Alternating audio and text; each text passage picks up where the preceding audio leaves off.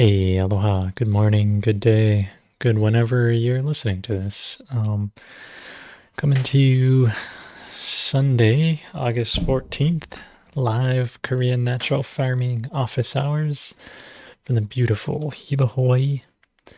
And just wanting to get into more Korean natural farming with you. So good to see you guys all. And yeah, aloha. So today's an interesting one for the Ching here.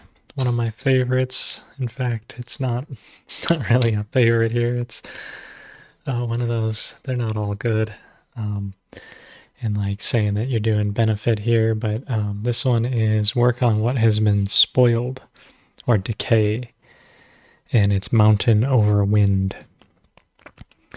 A challenge to improvement. That which has been spoiled through neglect can be rejuvenated through effort. Receiving this hexagram is a sign there's a defect in the attitude of oneself, another, or one's society that should be corrected. Your task now is to bring conscientious thought and action into an area where stagnation has set in. Perhaps you engage in continual doubt about the wisdom of behaving according to proper principles. Perhaps you indulge in greed or vengeful thinking or a harsh manner. In any case, the time has come to root out the decay. The I Ching counsels us to work energetically at this task, but only after proper deliberation. We're advised to spend 3 full days in understanding the defect, another day in resolving sincerely to remove it, and then 3 more days watching carefully to ensure that it does not return. This steady application of attention to the matter is the wind that carries away stagnation and brings new life in its place. It is likely that the problem is an old one. It is equally likely that no solution will be immediately evident. We are cautioned not to abandon the cause. Only perseverance will reveal the great reward that is concealed within the problem. Whether the fault lies in yourself, another, or the community, the requirement is the same. Watch closely while remaining quiet, innocent, and sincere. After you have clearly identified the problem, act unswervingly to eliminate it, without abandoning gentleness and inner balance in the process. When this course is completed, good fortune will be met. So hey, it's definitely one that I've been mulling over a little bit here in terms of what's going on in the world. It's good to see you guys all the way from Western Australia, Finland, Guatemala, or Panama. Let's see, everybody checking in. That's cool. I'm glad to see you guys coming in from the world. It's going to take us as a world to get out there. And speaking of this, hey, Maryland, what's up? Yo, good to see the East Coast of America checking in. Yeah, you guys out there, man, doing it good. So, I'll just start off here by sharing a little bit of, what's on my mind of just, I was looking at this. Let's see if I can do it this way. This will work. So I was looking at this opposing views here. It's Michaela Peterson's podcast. And she basically, this one is the Dutch farm crisis. With Michael Jan and Nick Ottens. And basically, so if you don't know about it, like her opposing views, she basically, yeah, where is it? Opposing views. She basically interviews two folks, one on like what she considers one side of the issue, and then one on the other side of the issue. And, in terms of rooting out the decay and getting into it, this is like a farming crisis that we're coming up to. And it hasn't really hit in America yet, so to say, but has hit in the Netherlands. So the first guy she interviews is Michael Jan, and he's like kind of a war correspondent going out and looking at what are the issues happening? Like, he often talks about like a pandemic, famine, and war, those being three sides of this pyramid, and they all kind of go together. That if you have war, it causes famine, which then once the famine hits and people's immune system goes down because they're weak and they're not getting enough food, it causes the pandemic, right? Or in our case, like, if you believe that we started with this pandemic and then we shut everything down, it then led to, the coming famine. And then the other side being like, once there's a famine starting, you see unrest and war starting. So we're starting to see these global things out there. And so Michael Jan, this guy, he starts off by, talking about, let's see, the meltdown of Panama. And so that Panama is super important where a lot of the traffic comes through there. And if you're in Panama, let me know how it's going down there. I'd love to have boots on the ground. I know post-up media is down there of like what's really going on. But if we lose the Panama Canal to chaos for some reason, it just means it's that much harder to move goods around the world. And so if you're not self-sufficient where you are, that may really, turn out not so good. And then he starts to warn about a potential famine. He's talking about the global context of the farming crisis. Then he's talking about, how the Dutch farmers are so efficient. Okay, so he's in the Caribbean island of the northern corner, maybe not by the canal where it's all like, like built up over there. In how efficient these Dutch farmers are, but then basically they want to reduce the World Economic Forum and the subsequent European Union wants to reduce the amount of farming they're doing or emissions by like 30%. And so I think they're going to shut down, like they're going to reduce their national herd, which is like dairy and beef cattle and, pigs, chickens, all like these animals that provide food and turn useless grains and things that we grow into edible food for us. And to me, I'm not a vegan, and I'll say it straight up that meat is one of the most important things you can consume in your diet. It powers your brain. That fat that you need to get is amazing. So he's talking about how the World Economic Forum has basically this agenda to remove meat from our diet because it's a luxury that we can't afford. Although what I want to bring to your attention is that CAFOs, like concentrated animal feeding operations, are not good. But where you can take livestock and put them on land that's too steep or too hilly to farm other ways, the livestock are a huge asset.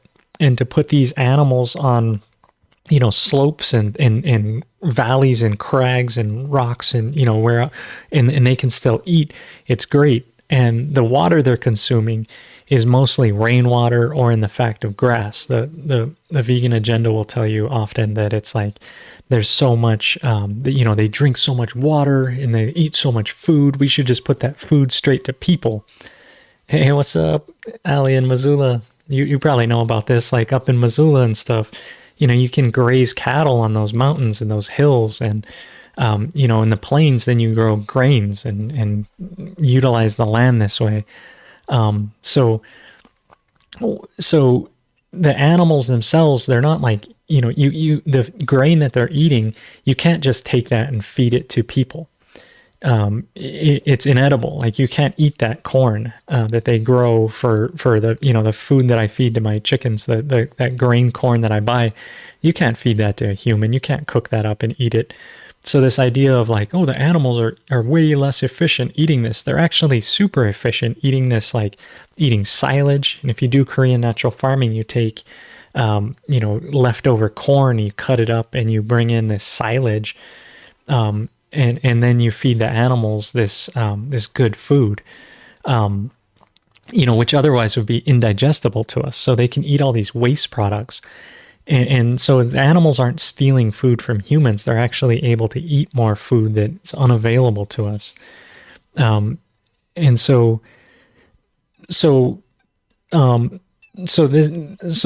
when they want to reduce these herds, they're reducing food. I mean, there's a reason not to eat like CAFO food and these certain ways of doing it. For a number of reasons. There's disease. They use a lot of antibiotics in them. But small, smart ranching and smart agriculture, animal agriculture, animals are essential to be integrated into farming to make it cycle.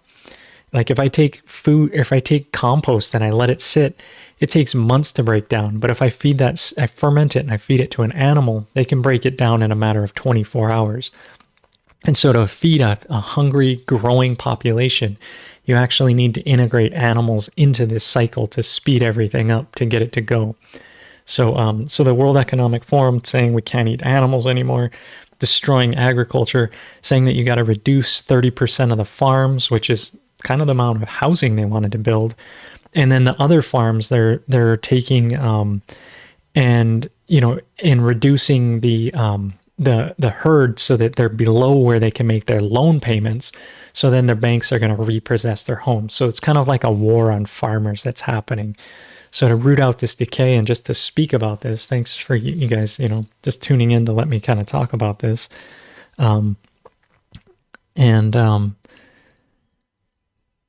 Okay. Yeah. And so post up saying that was what was happening in Panama, said the canal zone is operational at full capacity now. From what I know, it was the slightest of protests and the canal workers were not as involved. And then he's saying that it was more of an internal roadway shutdown and no way to transport goods or move internally throughout the country for 3 weeks. So Panama, I guess, was shut down for 3 weeks with the roads blocked. It's all moving now. Eggs and propane gas and petroleum were the main shortages, which, propane and gas are like the main way everything else gets around. So if those go down, lots of other cascading problems. And if there's problems with eggs, eggs are a huge part of making everything kind of work, right? So, think of how many dishes and breads and everything need eggs in it. Wild.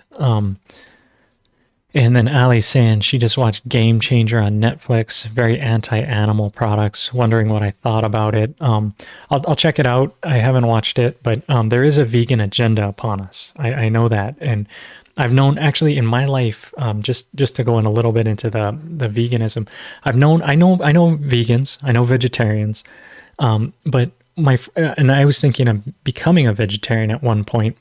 And one of my good friends, Zach, said, hey, did you know that no indigenous people were ever vegetarian? And it just hit me of like, wow, this is kind of this modern phenomenon of like thinking we're doing good. And, if you replace animal protein with like soy and vegetable protein, you get like soy boys and it causes estrogen problems. And so I know so many people that went vegetarian or vegan and now have completely switched and gone back to carnivore and or balanced diets with meat and vegetables and fruits. And they said that their health was just deteriorating under veganism. And my neighbor was a fruitarian, and it completely destroyed his health until he went back to being a balanced diet, including meat and eggs and dairy and rich animal fats and also bringing vegetables and things in. And my wife right now is reading about GAPS diet, which the plant toxins are causing havoc in our guts, and not to mention all the chemicals that are sprayed on those products before harvest, before we eat them. And And I'm not saying CAFOs and, industrial animals are a better solution. What I am saying is like natural farming, where you're raising integrated animals, where there's no smell, no cleaning, and they're happy, and you're able to grow food and feed them, and they feed you, and they speed up your farm, and you take their waste and you put it out onto your gardens, where there's no, in farm, where there's no, worry of pathogens or creating these bad cycles. Like, this is the type of farming we need, instead of just saying shut it all down, right? Like, what are you going to do? And horses can eat silage, yeah, for sure. Ferment it with lactobacillus, feed them that, they'll be good. Sure. So anyway, he's going into the World Economic Forum. What they're doing to us, it's these rich folks. Farmers are independent. They don't need the government. They don't need centralized control. They can grow their own things. It's small yeoman farmer, like a Thomas Jefferson idealization of America, where it's small independent farms that aren't linked to this one central overlord, but actually distributed groups doing their own thing, making their own ways, and getting together and building. People in Sweden and anything saying people in developed world need a new relationship to meat, as we eat more special than daily cardboard. But that's true of veg. Yeah, we all need better relationship with our food. And the thing is, sometimes I go to some place like Chicken Wings House, and I see people just eating chicken wings, and as a farmer, I think, man, that's like, you just ate like 40 chickens. Are you aware of that? And if you go and you actually process your own meat, and you go and you raise a chicken from small, you harvest it, and you do the gutting, the evisceration, the plucking, you have a new, or at least for me, I can't speak for you, I have a new respect for chickens, right? Back in the day, I used to eat like chicken breasts and just show you chicken, just, it's almost disassociated that it's even a, boneless, skinless chicken. It's like, it's so disassociated from an animal. But processing my own animal, cleaning it, having that sacred relationship of actually like feeding it, raising it, giving it a good life, and then, harvesting it by slitting its throat and letting all that blood squirt out, and just like, it's gnarly. And it really makes you appreciate the life that you're eating, and the nutrients that it gives me, and the good taste, and the vitality it passes on to me. I don't just eat like hundreds of them. It's like I kill one chicken and we'll eat that for a whole week, and just take little bits and mix it in with other foods. And like, it's a whole sacred thing to be doing, harvest my own pigs, my own cows. And there's nothing like harvesting your own animal to realize the sacredness of it and to get into it. And if you're just talking like, oh, you guys need to do this better or this, and you've never processed an animal, or you've never been in agriculture, and you don't know what it takes, you don't know what it takes. And so, and then the push for bug proteins, I've heard parasites live in the bug proteins. Why would you go with bug proteins? Why not just grow livestock in arid land, like the land that you can't farm otherwise? If we need to increase the food supply, eating insects is not a solution. Similar to how driving electric cars is not a solution. It's just this dream, of thinking that the electric grid could charge all these cars, and that we can deal with all these lithium ion batteries which decay. We're on the path that's being put out by the World Economic Forum and these guys is crazy. And so then Michael goes on to talk about Ukraine, Belarus, Eastern Europe, which I know George is in Latvia, and I heard some crazy stuff about Latvia just being taken over and the farmers up there. And it's, all this is, he says, war is exacerbating the conditions for global famine, right? And it's like, it's totally true, as supply chains and everything breaks down. And then the collapse of Sri Lanka, where if they had learned natural farming, if they knew how to make the disgustingly cheap microbes and the disgustingly cheap food and use seawater, maybe they wouldn't have lost those. You can transition off chemical fertilizer into natural farming, but you got to know how, right? That's why you are so important, because you know how to teach your community. You're going to be resilient to this. Inflation's going to go up, but your fertilizer isn't going to rise because you know how to make these cheap solutions. You know how to help your neighbors, everything, and that's, clearing out the decay, right? Here I'm talking about it, but I'm also a lot of times during this broadcast I give the solutions, right? We're talking about how can we counter these things, and he's talking about the pandemic, famine, and war. And natural farming eliminates pandemics, especially in animals. I teach every Thursday. I go get papaya from my brethren up in KL, and he has an operation in the Philippines. And the Philippines just got hit by African swine flu and completely wiped them out. And through that process, over the last year and a half of myself working with him to mentor him, I've been showing him Korean natural farming solutions, and now African swine flu is coming back into his region, but now he has enough of the propagated IMO spread around that he's actually immune from this. And it's because the pigs have such a robust immune system. They're eating the microbes. They're surrounded by the microbes. They have the lactobacillus put onto the floor, put into their feed, put onto their bodies. And when the virus comes, they have such a robust immune system that they don't succumb to this disease. They're not living on the edge of life and sick. They're actually healthy pigs and chickens and goats and cows. He's raising all those. And now they're, using natural farming. They're so much robust to that. So you can avoid famine, you can avoid pandemics, and then once you've avoided those, hopefully you can also avoid war. So natural farming is a solution out of all three of these horsemen of the apocalypse, right? And then at this point of the thing, he talks about how famine creates more famine. Okay, so what he's saying is that if you imagine you have a famine and people starve, then they're not going to be able to go out and plant more food. If a couple of people die because of a famine, it's like that hurts your whole community, your whole supply line, everything. You're not going to be able to recover from famine like as easily as you really need external help to get out of a famine. And the whole world right now is under stress, right? China's stressed, clearly Ukraine, Russia, everywhere in the world. I can't think of a place where they're not under economic or crazy governmental stress and all these things going down, which is leading them into famine. In the World Economic Forum saying, Canada just cut off 30% of their nitrogen, saying we're going to reduce fertilizer. And as energy cost rises, you can't produce the fertilizer the same way they used to through the Haber-Bosch process, which is 50% of the nitrogen you see came out of the air through the Haber-Bosch process of turning natural gas into nitrogen fertilizer. So look at this guy, Michael Young, this thick guy.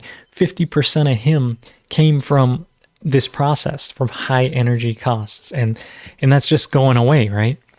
And then coming into price controls, where they're going to push you to digital currency, so they know everything that you're doing. You're going to get your rations. You're going to have price controls. The free market's going to go away. It's like slavery. It's like, why as a farmer, what's your incentive to farm when there's price controls and you can't make a good living? Maybe they're going to point a gun at your head to be like, you got to farm. It's like, that's tripping, man. That's crazy. So, he talks about the different types of famines, and the Dutch reducing these emissions. They're just talking about there's better ways to reduce emissions, and the bureaucratic systems are hijacked. It's like, yeah, these people aren't farmers. They don't know what they're doing. Maybe they need to learn natural farming, but in a lot of ways, I've thought it's kind of too late for a lot of this stuff. It's like, what do we got to do? We got to, you know how to do it, right?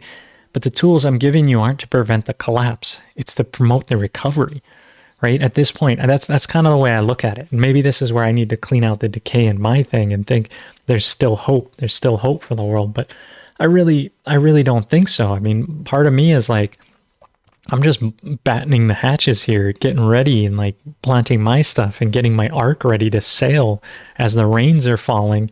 the story of Noah loading the two things of each onto my ship so that I can sail. And, as an American, I have a Second Amendment right to arm myself to the teeth.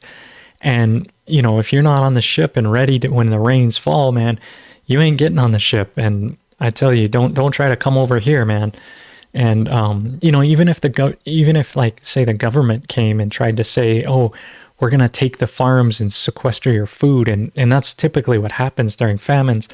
What are they going to get from me? Like one cow and 50 pounds of bananas a week and some sugar cane that they're going to have to juice and turn it. Like, I don't produce a significant amount of food. I produce enough food to feed my family, to feed my immediate neighbors around that are on the same page, but I don't produce enough to feed Hilo of 40,000 people or Puna of 60,000 people. I don't produce that much, and it takes everyone putting in gardens, putting in food, everyone doing a little bit to, a bunch of people putting one finger to lift somebody, lifts them no problem. One person trying to lift it all is impossible. So thinking you're going to take the food that I grow and redistribute it, first off, you're going to be like, well, where's the food here? You'd have to look around. You'd have to see that there's breadfruit, there's taro, there's sugar cane, there's bananas, there's kava, there's all this food, right? But it needs processing. It's not like new instant noodles. You can just add water and heat it up. Everything needs to be, cleaned and cooked and processed. And I do grow a lot of food, but it's not like you can just take it from me. I mean, it's more hassle for you to come take it than it is. I mean, literally right now, for my banana harvest, it barely pays for my gas, right? I go drive into town to bring these bananas into the cafe to have them processed to make smoothies for people. And, I get $1.25 a pound. So I bring in 50 pounds. I end up with $65, $70, something like that. And then I go put, $45 of gas in my car.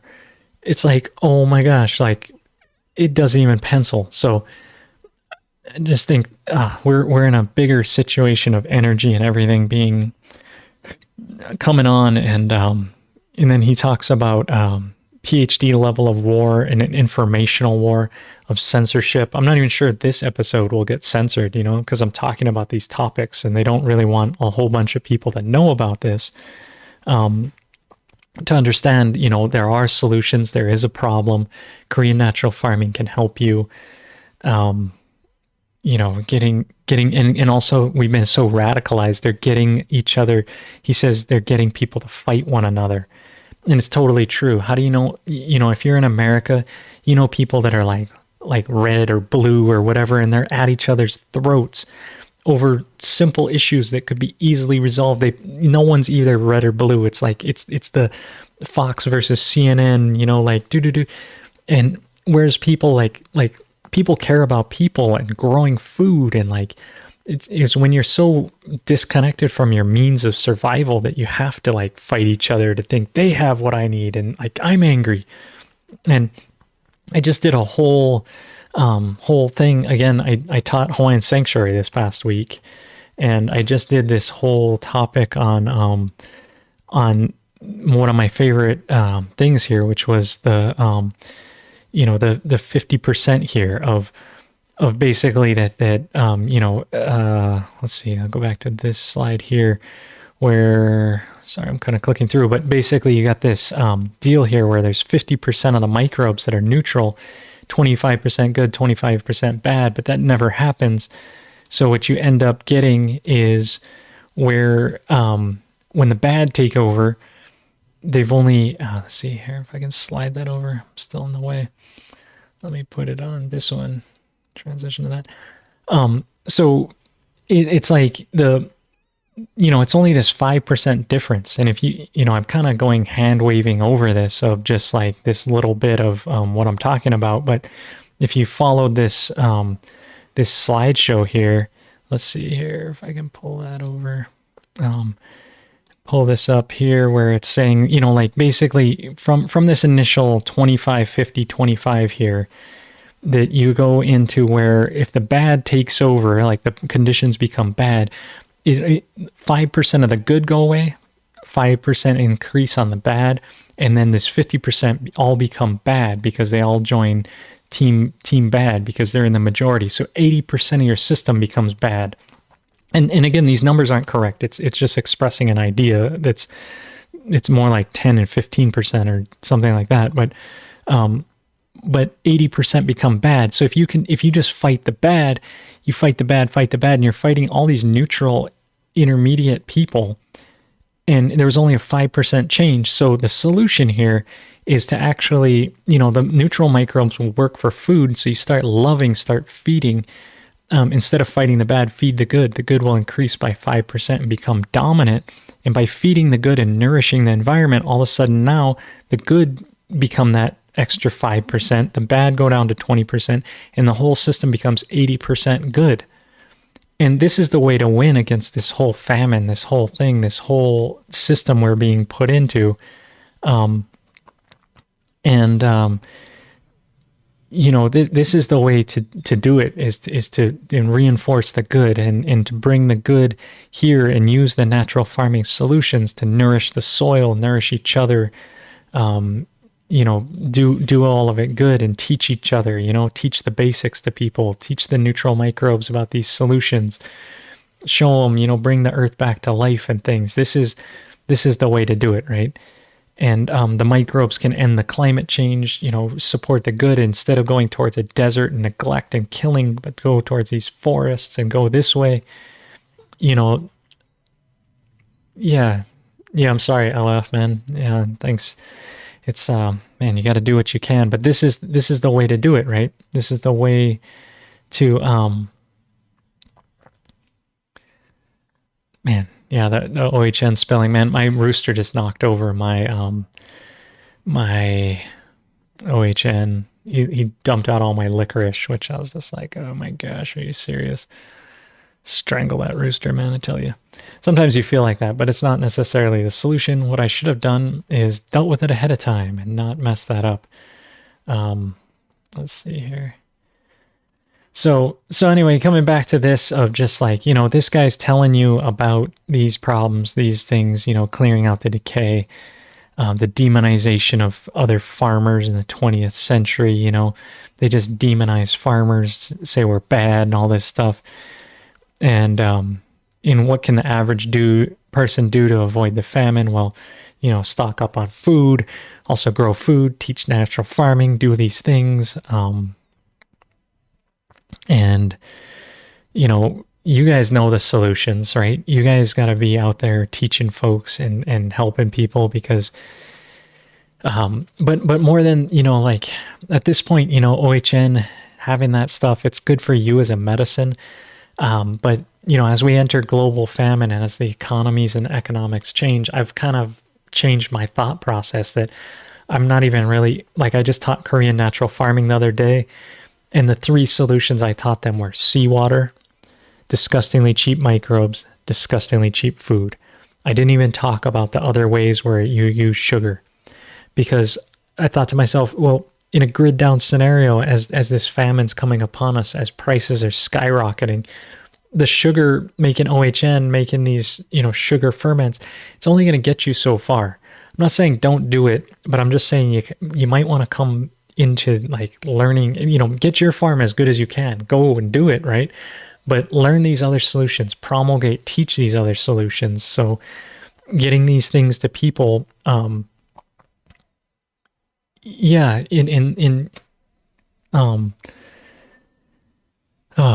they mean farmers, they are too oblivious to understand natural farmers even exist. Yeah.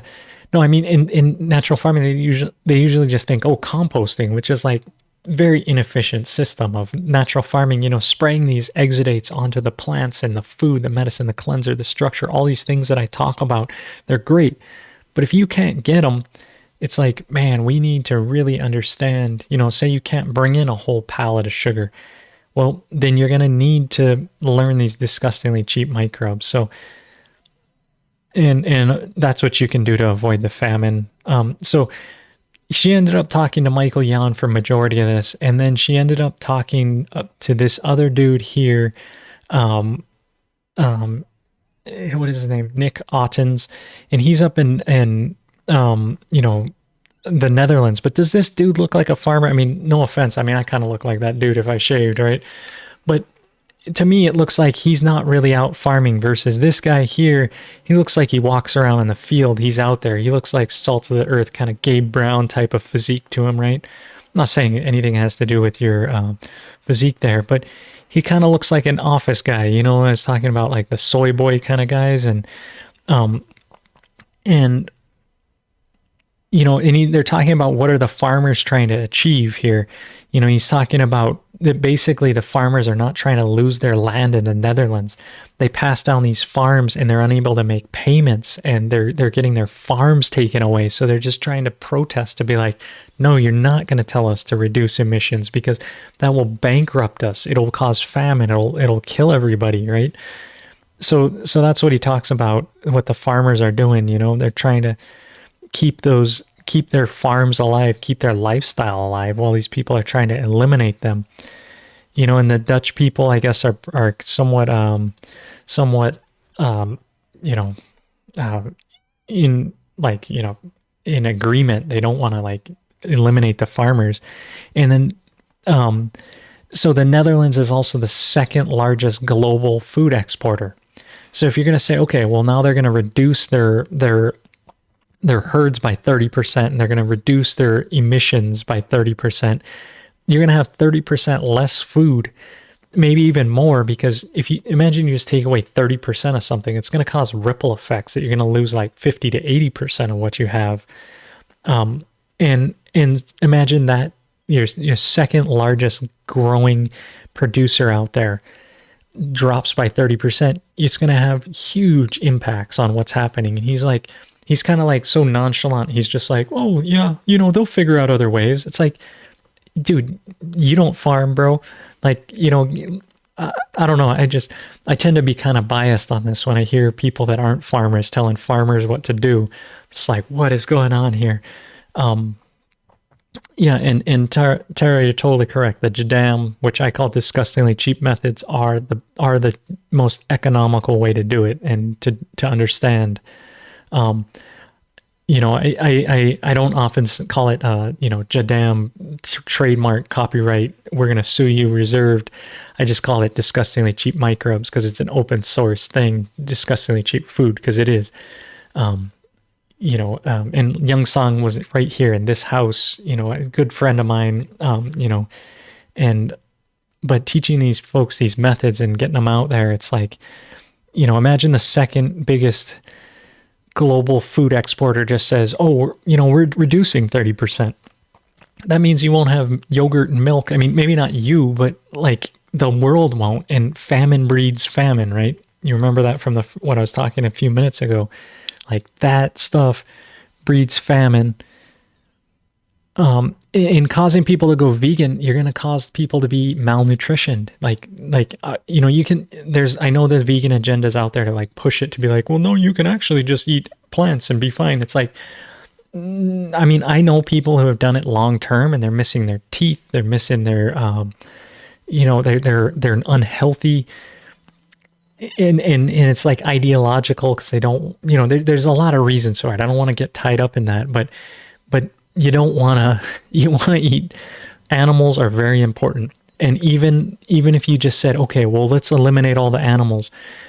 The vegan food is grown with manures. It's grown with bone meal. It's grown with blood meal. It's grown with all of these byproducts from animals. So if you say, oh, well, let's just eliminate the animals, you're also going to be eliminating all your fertilizer, all this speed up in the system. I'm saying to like keep the integrated animals, it has to, the system, the nutrients have to turn over at a certain speed and point. And if you eliminate the animals, then you eliminate the ability for you to feed in a cycle that makes sense. The world slows way down. If you talk about natural nitrogen sources that aren't animal based, you're way slow on this level. So animals are vitally important, even if you're not going to eat them. Like don't be like, he said I had to eat it, he's just like a bigot. No, I'm saying like just do what you got to do, but understand the importance of animals. Understand if you eliminate them, you're basically, even the vegans are dead. on a mass scale, unless you're growing your own food and you're on your own small scale. But then your neighbor is going to be, if you can't feed your neighbor and your neighbor and your neighbor, you're done for, kind of thing. So don't, anyway, so, and then he says, is it reasonable to reduce emissions? It's like, yes, through Korean natural farming, like that's the way to reduce emissions, not, just cut off fertilizer and figure it out, farmers. Use Korean natural farming, reduce your emissions. You don't have to spray as much. You don't have to, use all these things. Like, you can reduce emissions. Does he talk about that? No. He just says, oh yeah, just get rid of it. It'll move over to Germany and it'll go out and be around, it'll just happen. And yeah, the controlled demolition, it's what's happening to us. We're under the agenda. It's coming for us. These guys are talking about it, and he says, oh yeah, it's super reasonable. And then talking about the Netherlands and Sri Lanka, like as they cut out these things, the government collapses, the whole thing, like you run into chaos, everything happens. And thank you, Healing Earth Remediations. I'm happy to take the time with you. I'm sorry, this one looks like, pretty much just going to be on this, getting out the decay, talking about this agenda, this one video here, because I feel like the feedback I have on this of, unlike most people that talk about these problems, I actually am offering like real solutions here. Like, okay, you want to cut emissions? Well, let's do natural farming. Let's do fermentation. Let's clean these things up. Let's bring it around. I'm not just trying to scare people. I'm actually trying to, understand the problem for 3 days, implement the solution for a day, and then continue to implement the solution for the next 3 days to ensure the problems don't re-arise, right? This is, so taking time to explain the problem, to give my perspective on it. I hope you guys value this and see and understand. If you're not this like vigilant as I am, of where it's like, man, you better make sure your farm is together, number one. But two, you better understand there's a global agenda against us where countries are collapsing, and the world's second largest food producer is being told to cut emissions by 30%, which means they don't have fertilizer, which means they're not going to be able to produce it the same way. This is serious news. It's not just like, oh, some small stuff. The other thing is Prime Minister of Canada, Justin, just got rid of their fertilizer, saying they got to cut by 30%. And I guarantee it's going to come to America, and the unintended consequences. And then she asked them, is it a push for just more plant-based foods? Bill Gates buying up all the farmland, trying to, push us onto Impossible Burgers and these things that are just, the long-term scale of that. Like, you can watch the Kim Kardashian or whatever Kardashian it was that promotes that food. She doesn't even eat it. She won't eat it. They don't show it actually going in her mouth and her chewing it. There's no way. And those things are just like gnarly. They're, it's Impossible Burger. It's impossible, right? You can't go. It's just like we're all going to drive Teslas. It's like, no, that's impossible. It's just not going to work, and, talking about reduced emissions and a decrease in food output, yeah, it's going to decrease the food output. And then he's like, oh, a solution is lab-grown meat. They're going to take a few of the animals and they're going to then take that tissue and grow it out in a lab.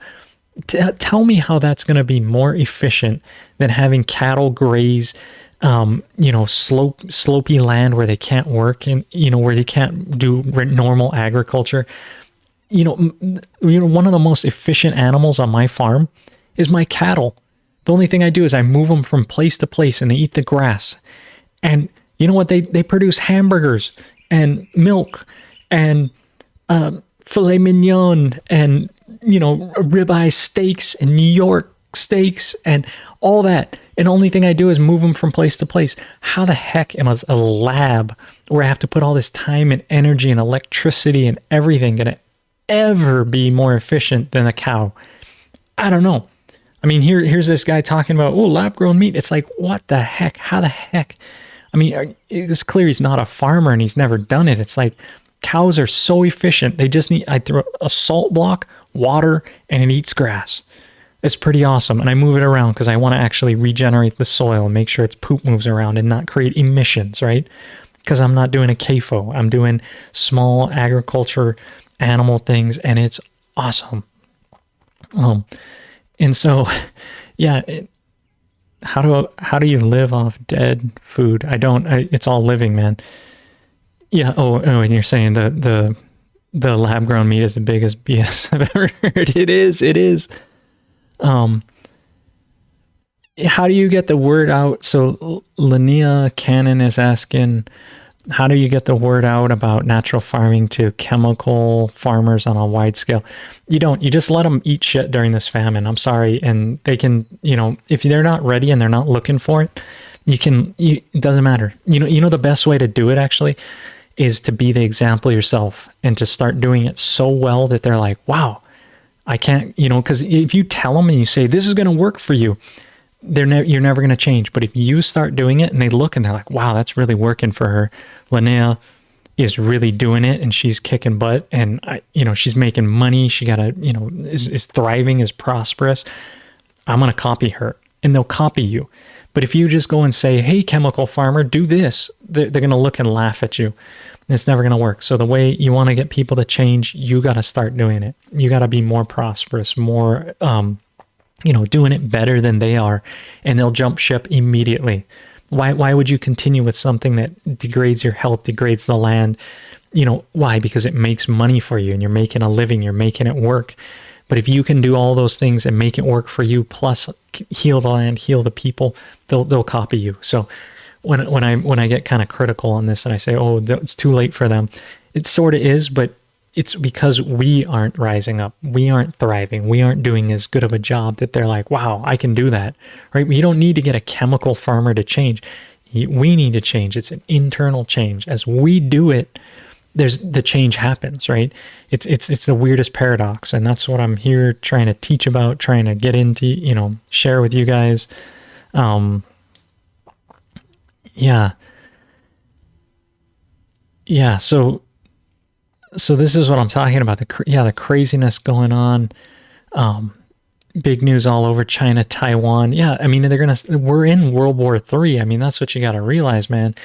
Like, and war leads to famine, leads to, pandemic, all these things all related, right? So this is the way to do it, of teach people and get them out there, and here I am ranting on this, but just think about it. It's like, let's be the example. Let's do it. Here I am. I got my place, got it prepped, as best I can. Every day I'm trying to build it better. And it's a struggle. And here I am. I'm taking an hour out of my time here, more than that, to do this. And I love it to teach, and to work with you guys and to provide this community and support that we have, and you guys interacting in the chat. Like, this is where it's at, and more of this, and the people that are already on the page, the regenerative ag, yeah, it's number one, KNF, these solutions from any scale. You can use the disgustingly cheap ones or eventually grow sugar, and then your environment gets richer and richer and richer, and you just become more and more vibrant and more vitalist. I don't know if that's a word, but and you don't have to eat lab-grown meat, and the European unions and all the things, like the rules they're going to try and put on us, and the fairness of these emission rules. As a Korean natural farmer, you're sequestering carbon. You're slowing down the nitrogen cycle. You're not, my streams are cleaner that come off my land. The other farmers around me doing conventional sweet potatoes, they till the land. When it rains, it gets muddy for like a mile, 2 miles out into the ocean. It's just brown, killing all the fish. When the water flows through my land, it stops, it gets clean, and the water that comes off my land is crystal clear. It's actually cleaner. You could drink the water coming out where I'm doing agriculture. And it's this kind of knowledge of knowing that's how you reduce emissions. That's how you make the world better. That's how you do regenerative ag, and KNF is the way, and the duration of the protests, I know they've been at it for about a month, and I know they've been ramping it up because this is their livelihood, and I hope they don't give up. I hope they continue to go. I hope they continue to learn about Korean natural farming. If you could get this to the Netherlands, if someone's over there, to be like, but again, you can't just tell people, you have to show them, you have to be there. And I don't know what to do with the bureaucrats and the politicians and those people. They don't farm. They're so disconnected. They're so out there. They don't even know. And she asked, what are the alternatives to closing farms? But I don't think he has any good ones. And then he says, here it says like 5 to 25% organic farming by 2030, as if that's going to make a difference. Like we need to have, in my opinion, and this is just IMO, right? In my opinion, we need to have like 100% of people switch to natural farming in the next like year or two. And if they don't, and they don't understand these things, we're screwed. And that comes back to the other day when I had you guys watch the most important video you'll ever see, Professor Bartlett, this guy. If you haven't watched that, please do watch it, because it talks about exponential theory and how these things are happening. But we all need to make this transition like immediately. And, this guy's thinking, by 2030, we'll have 5 to 25% organic. It's like, even conventional organic still has emissions, still has tillage, still has all these other problems. It's regenerative ag and Korean natural farming, like Nick's saying here, man. That's like, it's the way to do it. And how's the government helping financially? One of the biggest things you need with natural farming is you don't need government help, right? If you're getting government help, it's like you're saying to everyone else, hey, you at the threat of a gun, give tax money so that you can give it to me so I can have help. It's like everyone needs help. What we need is the guns and the government to stop that, and to stop taking government money, and to be like, look, I can do this with no money. I in a bucket and a machete and a water and some dirt, and I'm making farming happening. You don't need huge grants. You don't need this stuff. You already have the equipment. You just got to change what you're putting in there. It's like you don't. Like, that's one of the beauties of this. I don't need a bunch of, and I can teach someone how to make the disgustingly cheap microbes in 10 minutes. It probably takes about 2 hours, because people, they're slower than 10, you can do it in 10 minutes, but they're going to ask questions. Well, what about this? Well, what about that? It's like, just do what I did. Just do what I did, right? But what about this? Well, it's like, just do what I did. Anyway, so sometimes it's funny. But this is the thing, we don't need a whole bunch of financial money and all this stuff, and more loans and more debt and more interest in indebting our children and our children's children. You just need to make a switch, and it's real easy. It's real cheap. It's disgustingly cheap, right? That's why I call it that. And they're all ARMRI certified. Nutrients, all these methods I'm talking about are. And if you switch to organic, it costs so much, and you do need these subsidies, and it's like, and you're not even reducing emissions, or you're not even solving the root of the problem, which is, and that's what Decay is about, right? Today it was like, find the root of the problem and rip it out, which is like knowledge, right? You don't need all these things. It's like, this is the way to do it. Natural farming is really the only fix. And and the scales have been tipped for everyone to go 100% natural farming. Mother Earth needs us to, and it's true. Like, I'm not denying that there's a lot of pollution, and the climate's messed up, and that there's like weird stuff happening. I'm saying, heck yeah, we can do this. We can do the natural farming. We can actually revive it with, as you're in your car spraying the microbes, and here I am again. It's been like 3 months, a year, and I still haven't done it. I did buy the right parts. I just didn't put them in the back of my truck, but I got to just change that so that I can be that example, right? And just start spraying natural farming stuff every time I drive. And in fact, I should hook that system up, but it's like, this is the way to do it. And then, she's asking him about the difference between the city and the countryside. And people in the city don't understand, but in the city, you can still do Korean natural farming. You can have a raised garden bed. You can still raise chickens and pigs and cows with no smell in the city.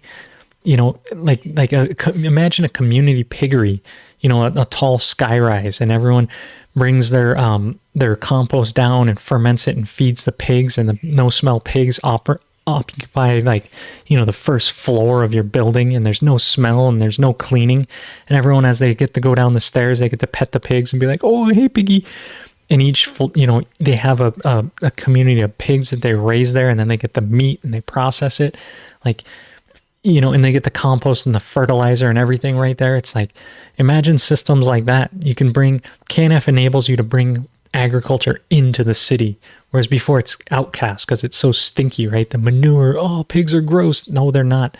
What's gross is people without knowledge that don't know how to farm and growing bad pigs and disease-ridden things. And she's asking what amount of wheat and dairy is exported, and I think it's like 50% of their stuff is exported. And so all these people are going to have famines where it comes from, and ammonium emissions and changing where it's going. And the political implication of the farming crisis. Like I hope to heck that there's something like the Grange movement again, which if you guys aren't aware of this, there's the Grange, and I'll look it up here. And it's an association of farmers founded in the 1867s. And I'm just going to click, I guess I will go to, like, they don't even have it anymore, but there's these Grange halls, and that's how I learned about them. But let's see, even the Wikipedia, I don't think has the right thing. It's talking about something else. So they're trying to suppress this movement from us and not let us know about the Grange. But you click on this link, the American Profile link here, and it says, what is the Grange? And the Grange philosophy is 7 men, founders of this great society, sat around in a plain, rather ordinary wooden table in the corner of a small building and mapped out their goals. They believed in the service of others, loyalty, support to the farmers and rural areas, and democratic ideals.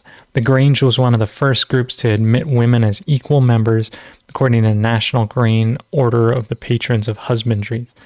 So they don't even let you find out about Grange and Grange halls and these things, but there was a huge farmers movement that almost took over, the United States, and was a huge movement to like get agriculture back. And look, even Natural Grange here, like you can't even find it. It's pretty much destroyed these days because, it's like it's almost gone. But here, let me click on their mission and vision here. Their mission is strengthens individuals, families, communities through grassroots action, service, education, advocacy, and agricultural awareness, right? And but it was a huge political movement that happened that you should really take a moment to look up the Grange movement. And I sure as heck hope that this movement springs, and these natural farmers and us, we can find each other, link up, and actually take political power back, because it is Healing Earth Remediation said it. Mother Earth needs this. The Goof Man says natural farming's the really only fix. Nick is saying regenerative ag plus KNF is number one. All this, we know it. We have the solutions. They're sitting in our hands, on our body, in our skin, on our soils. And it's just, we need these solutions, and we need to organize politically and to get out there and to give, do what I'm doing. Teach it, preach it, make it happen, share. This knowledge is power. Without it, we're just waiting to get, famined and regulated out of business and regulated out of life. And she asked him, is the Dutch government stealing land? And he kind of, look at that smug little face. He's like, well, sort of. Yeah, they are. They're, as they shut down those farms, they're going to get enough land to build more housing. And what are those people going to eat, right? But bugs and all these things. And so anyway, I'll link this article or this video in the description. Watch it yourself, make up your own mind, understand, see Michael's point of view, this guy here, and then see, Nick's point of view and how they're coming together, these opposing views. I always think it's important to look at both sides of issues, not just be a bigot to say I'm right, but to actually stop and listen and understand the other people, and to disengage your ego enough that you can say, hey, not just turn them off and be like, I can't even watch it. I don't even know. Don't even talk to me about that. It's like, if you're saying those types of things, you're part of the problem. You're one of the people that needs to say, okay, I'll take a chill pill. You have information that's that I think is wrong. Okay, I'm still going to listen to you. I'll still hear it. I still understand it, and I can still make up my own mind. You don't, if someone's telling me, oh, do this, and I'm like, ah, that's the problem right there, is you need to understand and hear, even if it's counter to you, even if it's something you don't want to hear. If you don't want to hear it, it's the more reason you should hear it, right? Someone could talk to me about the most disgusting or weird or crazy stuff. I'm still going to hear it. I'm still going to be like, okay, it might be like, that dude's a little whack, but I'm still going to understand it, digest it, like get it information, and so I encourage you, listen to this, hear both sides, listen to the whole thing. On YouTube, you can listen to it 1.5, 2 times quick. I almost always do that. My YouTube's almost always at 1.5 times because I speed through these things because I want to be able to digest more information quickly. And people just talk too slow, which I think during these office hours, I tend to talk pretty fast. If you put this 1.5 times, it might even be like real fast because most people talk a little bit slower. And sometimes I do intentionally slow down the amount I'm talking to hypnotize people better. But oftentimes I just get excited and I just want to tell you and just be real and be like in it instead of trying to manipulate or do any weird stuff or understand. It's like, here's what's up. Here's natural farming. It's a solution. You see this global climate, this whole thing is coming to us. It's all gonna just make us, if you're not growing your own food, it's gonna become harder and harder to get, especially as energy becomes more expensive, especially as the famine spreads. It's happening. I'm not like, oh, it's in the future. It may not affect you right now, but it is. I just, this last bit of this rant, because I want to go through this it's harder for me to get animal food here. Okay. I used to feed my pigs all this food. My animal food has been cut in half. If I go buy the food, the price has 1.5 up. So it's not doubled, but what used to be a $20 bag is now a $30 bag of food. Okay. So the food I get locally, halved. The food I purchase, 1.5 times more. I had to cull one of my pigs to deal with this problem. So I myself had to scale back, which means there's less meat that I can produce, less pigs I can produce, right? And so that's why famine breeds famine, right? I had this cutback. I had to cut back. That's going to lead to further cutback, lead to further cutback, lead to further cutback. And I can just tell you, as a farmer on the front lines and out in Hawaii, where it's harder to get things, and it's kind of like, we're the canary in the mine shaft kind of thing of like, if we're dead, it means there's no oxygen, start running. And I can just tell you the famine is here. I go to buy tools, fuel, all of it more expensive. So to fix my tractor, to fix my car, to deliver the bananas, to harvest anything, to hire labor, it's all more expensive. And so I can just tell you, it's coming for you. It's coming for you. And if you don't feel it yet, I'm just telling you, fair warning, trying to root out the decay, trying to let you understand it. And then once you do understand it, take a day to understand, hey, I can fix this. I can really get part of this. I can learn these recipes. They're right here in the book. In fact, I put them in this presentation that I had, and I give these away free almost every time I talk of what's going on. Here, sorry, it's getting behind me a little bit. Let me put this one over. But I give out these recipes. This is disgustingly cheap microbes. It's 5 gallons of water, rich soil, starch, and salt, and you mix it in, you bubble it, now you got microbes. I also give away this recipe, which is just talking about taking weeds, put them in water, put a handful of rich soil, let it sit. Now you got fertilizer. And then I also talked about seawater. Just take seawater, dilute it 1:30, or sea salt, put 1 gram per liter, and stir it up, put it on your plants. Now you got minerals. I just give these recipes away, trying to put them out, trying to give people solutions, trying to help you reduce emissions, avoid the famine. and live so that you can help your neighbors live, so you can help build community, so you can recover from this ongoing famine, this collapse, these things. And take it for what it's worth. You can think maybe I'm crazy, whatever, but you want to get some knowledge, news, tune into what's happening. It's being suppressed from the mainstream, but it is out there. It is happening. And you're listening while harvesting potatoes. More power to you, Kanamandan. Kanamandan. Oh, I like that name. And yeah, I'm planting potatoes as well. Potatoes are one of my favorite foods and these things. And so do your best. Plant food, learn fertilizers, learn how to build community, reinforce your farm, arm yourself if you can to survive this thing. It's better to be a warrior in a garden than a gardener in a war. Okay, so when I say these things, I don't mean like go out and aggress and be whatever, but prepare for self-defense and be that warrior in the garden. Okay, don't be the gardener in the war, where it's you got to learn how to do this stuff, and it's up to you. So I want to appreciate you guys for tuning in. I know today was kind of nuts. It was just me ranting, not very many questions here, but I do encourage you, to share.